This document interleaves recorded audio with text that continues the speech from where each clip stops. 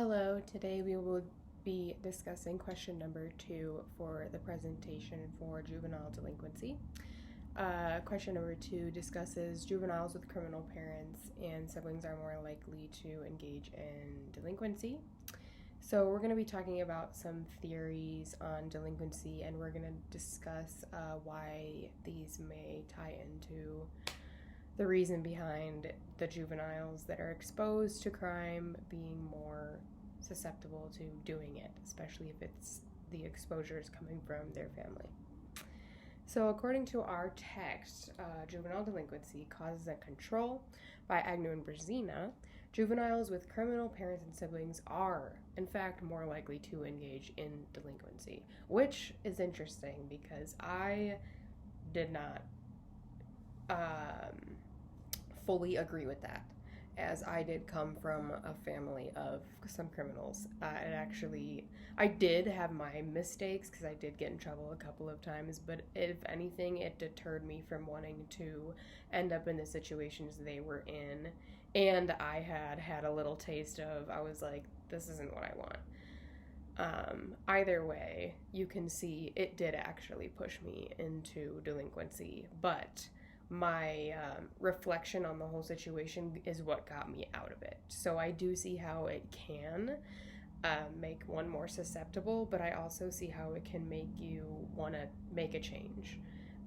Maybe right away or later on once you've actually acted out on those delinquent behaviors, which is unfortunate. But yes, also our text states that a parent with multiple offenses and also if their offenses are after the child is born makes the child more susceptible of delinquent behavior. And also in our text and an article I came across titled Family Life and Delinquency and Crime covers the theories behind delinquency, such as the social learning theory. Here we can see how, like, even something as simple as learning aggression from a criminal parent who's fed up with their life because of what they got themselves into, the child might even just learn to be aggressive just simply from that. But also, so social learning theory ties into it from, they might see their parent seem BA, if you get what I'm saying by that, bad ASS, or maybe their parent has money, or maybe their dad has hot girlfriends, something, just those things that, you might be like, ooh, I feel like this might be kind of cool. So that's a social learning theory aspect of why those juveniles might be a little bit more susceptible to the lifestyle because they are exposed to the possible good sides of a criminal lifestyle. The next one I'd like to bring up is control theory. So criminal parents are much less likely to develop an emotional bond. So this goes as far as things like supervision, rules, punishment, etc. And this is both backed up by our book and the article I did mention as well. These are all backed up by both of those sources that I am discussing here through these theories. So also strain theory. This is a big one in my opinion.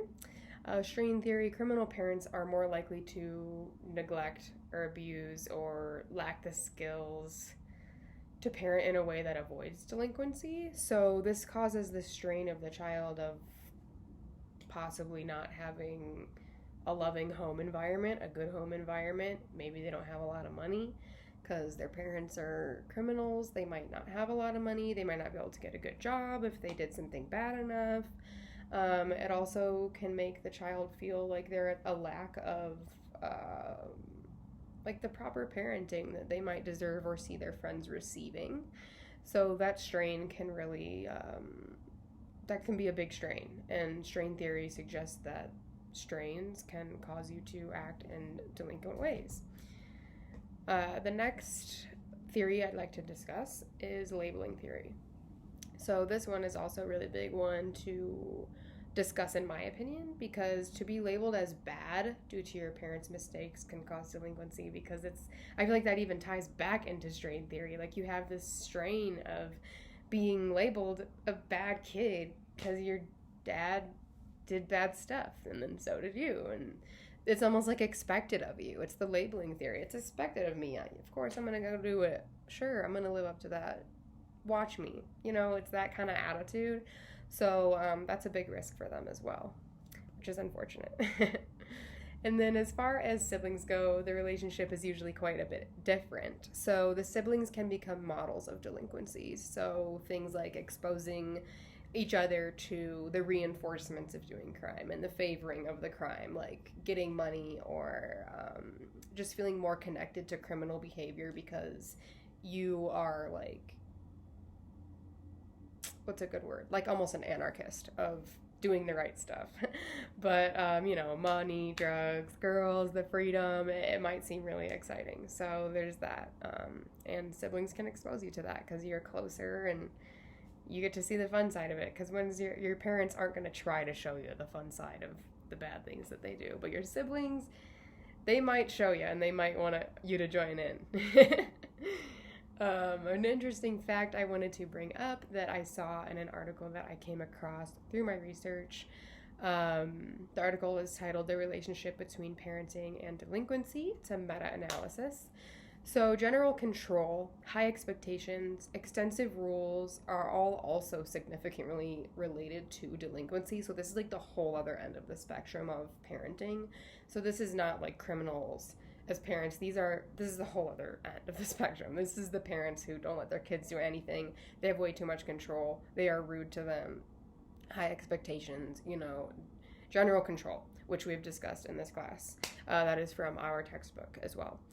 So it's significantly related to delinquency as well, which I believe relates back to strain theory also, because if a child is feeling that they're at a loss of the fun things their peers might be experiencing, they might rebel. And I've seen this before in my younger siblings and in friends in high school.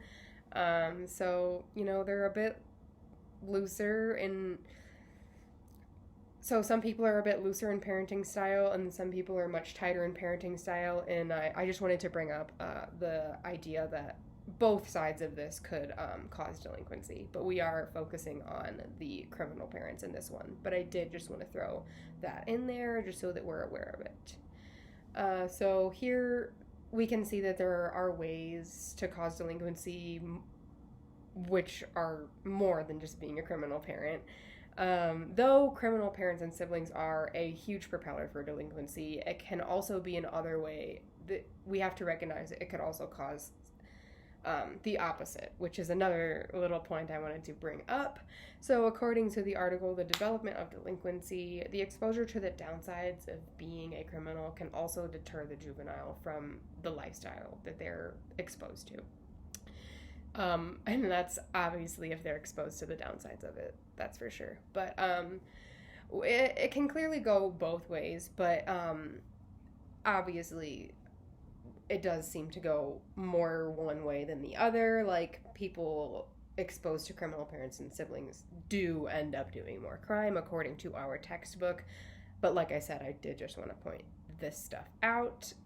Juveniles exposed to crime through their family are more comfortable with it, and they might feel the need to keep the legend going in some cases. And according to frequency and seriousness of parental offending and juvenile offending, which is another article I came across, if both parents were criminal, the child had the highest frequency of offending. The frequency of parental offending was positively related to the frequency of the child's offending. So the more the parent offends, the more the child is going to offend. And same with the seriousness of the crime. So if the parent is constantly committing crimes and they're also serious, the juvenile is much more likely to follow in their footsteps and do the same thing. So an interesting fact from the same article is that the father showed a positive relationship with the seriousness of his child's offending. So, which something that was unexpected from this study was that there was a negative association found between the seriousness of maternal offending and the seriousness of her child offending. These results, they offered a better understanding of the influence that parents with criminal history have on their kids, because there's a lot more research that needs to be done, but it's interesting to note that depending on maternal or fatherly crime, it can kind of change what the kid does. And I'm interested to know more about that for sure. But as far as all of these theories go, I believe that it makes a lot of sense that children with criminal family members are more susceptible to becoming a juvenile delinquent because of the exposure. Um, and, all of the theories that tie into it that we discussed. And I hope that you enjoyed this presentation. And thank you for watching.